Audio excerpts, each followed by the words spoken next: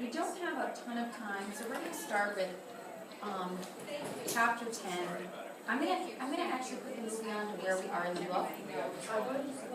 What's that? Everything, well, that's it. I was in the hospital last night and on my We're drive gonna there, start with everything I did, really when he's in the book, we're gonna start with, you know, and where as I he was is driving there, at it made me stop. the and place think of things trying that I to, didn't expect. But then when he's sort of not homeless yet, he's at the place trying to get ready to take a test. Being an intern, already in a situation where he's divorced and taking care of his son, or on his own with his son. You know, he's the I didn't even tell him that. intern for a better life. Does that make sense? Yeah. Okay. So could we all, we're gonna have chapter 10 out, because we're gonna use it as a mentor text, how this is an inspiring story, just like we're gonna inspire fifth graders. So if everyone have chapter 10 out, I'm gonna just show you to the movie to the point where he gets the internship. Can I close that? Yes. Sorry. Okay. Alright. What we're gonna do is we're gonna Can I watch the close movie that? because I wanna start the book. What? The point of the book where he is an intern. We are reading it. We're reading it from chapter 10 on mentor text, because that's where the real inspirational part starts, where he's trying to survive and get to his goal, which is to be able to take care of his son and have a decent job, okay? And be free, pursue happiness, to pursue his dreams, okay? Now, I'm going to show you the movie. Today's a good day to watch some of the movie so that we can get to the point where he's at the internship. Does that make sense? So that then we can go parallel with the story. Because we just want to use this as a mentor text as well as 100 dresses to inspire fifth graders. How we're inspired and then how we inspire. Does that make sense? We're going to walk through the same idea of what gets us inspired, how do we inspire fifth graders. Make sense? Yeah. Chapter 10 is actually the beginning, though, of when the journey gets difficult, but he gets stronger. Does that make sense? Yeah. Okay, let's put on the movie today then, and tomorrow we'll catch ourselves right up. I'm sorry. Hi, how are you? Good, how are you? Good, good. Could everybody go take out their notebooks? We don't have everything yet. We have a couple late stragglers, Mr. Murphy. Oh, okay. Everyone take out their notebooks. Oh, and could you please write down this grammar sentence? As we get ready to do we have to do a couple grammar rules beforehand to make sure we sharpen our skills. Can everyone please write down the first grammar rule in our practice of the craft as we're building our story, our short story. Make sure, Esmeralda, let's not worry about the cell phone. As we build our short story for the fifth graders, because next week Mrs. Royo is having a librarian come in. Actually, I don't know her name. I think she's from Loudonville Elementary School. Can you please put the food away? Can you put it away? Thanks. Okay. We're going to have a librarian come in and be talking to us about how to truly reach the audience of a fifth grade student.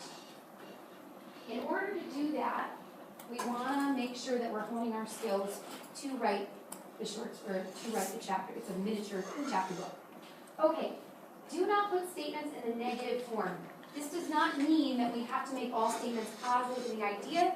It means that we have to make them not negating sentences. We don't want to say,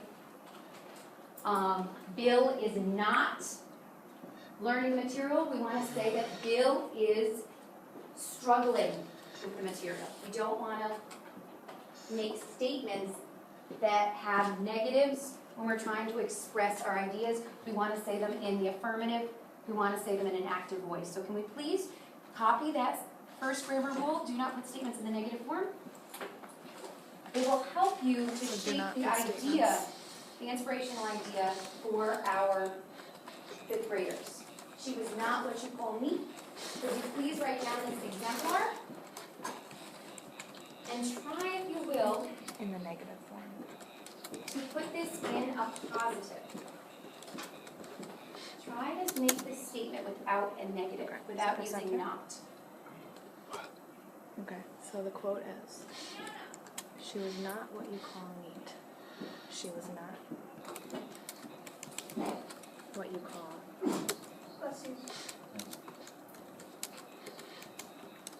neat. N-E-I-T. E-A-T? Yep. Okay, so you want to try and rewrite that statement, but not have the word not in there. So it doesn't sound as negative. She was not what you call neat. What? You want to kind of rewrite that statement so it doesn't sound negative. You want to take the word not out.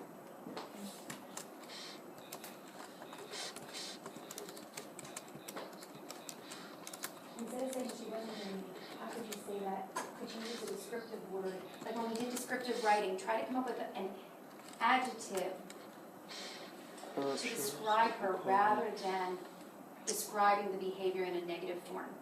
Yeah. We've done work with adjectives and So did adverbs. you hear what she just said? You want to find Adverbs describe descriptive verbs, words to adjectives describe her, describe a 'cause person. by saying you're not neat, that's kind of like a negative thing to say, right? Right. So how can you kind of turn that and describe her in a different way? Instead of saying that she was not what she Like a nicer way how of could you saying that change she's not into neat. describing I someone wrote who's that not she neat? was what you call. Because we're gonna have to, in our story, when we read 100 Dresses, we see some negative things that are described about some of the antagonists that do the bullying situation. And we want to be able to come out and exactly describe it for the audience of the fifth graders so they know what type of bully we're dealing with, you know, so we see the forces opposing our main character. It's better to be active in your description than to sort of be indirect and use the negatives. The negatives move you away from affirming what problem you're trying to describe.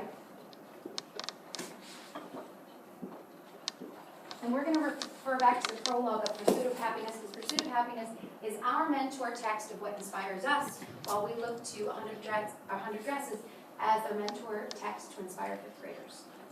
Now, as a sentence we've done earlier in the year, I want to revisit this as our closing unit. Before we go over this, I just want you to know that the next thing we're going to do is we're going to look to Gandhi's quote to get into the mindset of inspiration when we look at Chris Gardner's life as our model inspirational leader. Okay. She was not what you call neat. Raheel, what's a way that we could describe that, not using negatives, but using our adjectives, like when we did our descriptive unit? She was what you call neat. Okay, now that's trying to make a positive, that's a good example of a positive idea, but we're trying to create a positive form, okay? So you said she was neat? Yes. You removed the negative, which is very good, but we don't want to remove our idea and change our idea. We want to keep the idea. So what is the idea, Taylor, in that sense? I think she was very messy. She was very messy. That's it? So did you still keep the idea, but say it in a way that was a positive form? Good. And I'm going to ask you, she was very messy.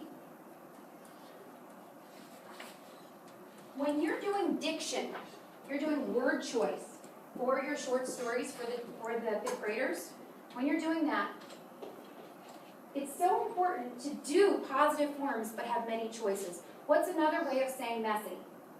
Logan, what's another adjective we could have used instead of saying messy?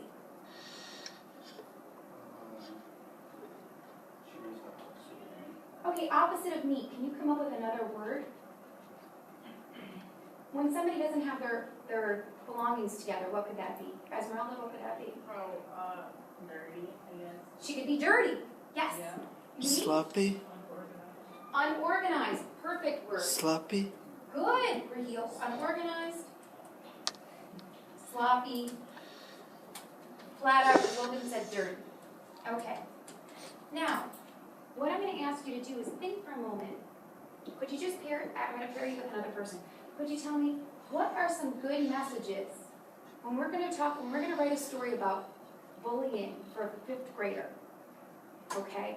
And we're talking about being inspirational leaders. We want to get a message out to the fifth grade, and we talk with the librarians, and we figure out what exact topics. When we read the article yesterday, and we focused on that fifth graders want the tools to then do independent things. So to face bullying situations and how to make good decisions, like Sean who said going to the authorities and making sure that you speak up and speak out when there's bullying.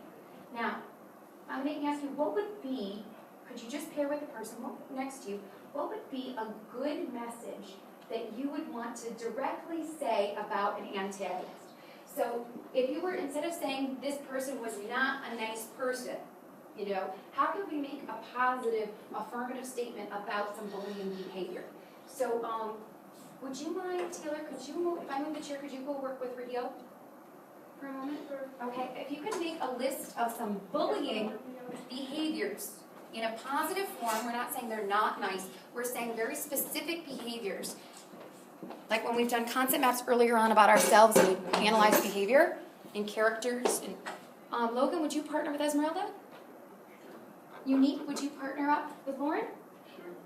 And Andrew, would you partner up with Sean?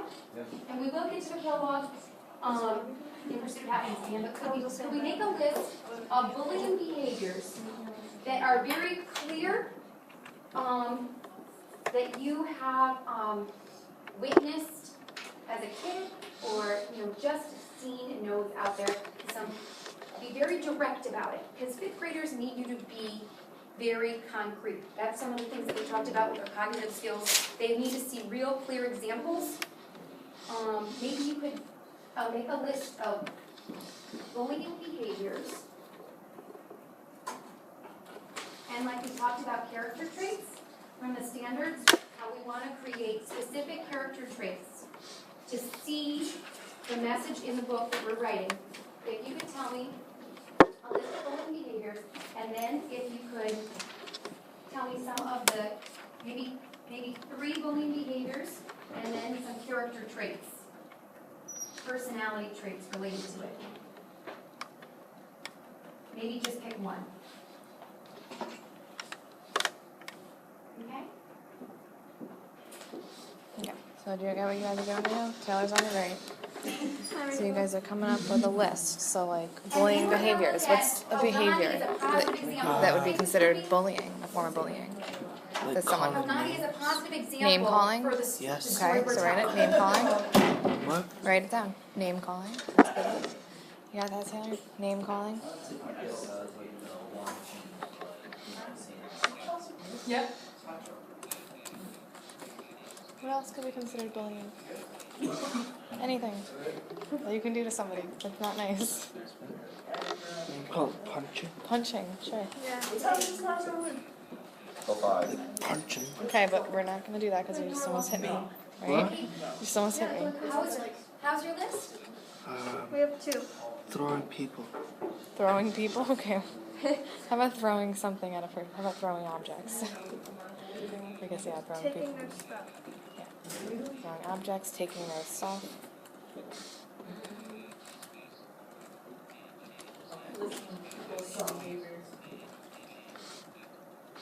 Taking their stuff. What? Taking their stuff. How you guys doing? Okay. How are you doing? So what are those, what's like a characteristic trait of somebody that would do those things? Would nice be one of them? Nice. Okay, listen to my question. Would nice be one of those things to describe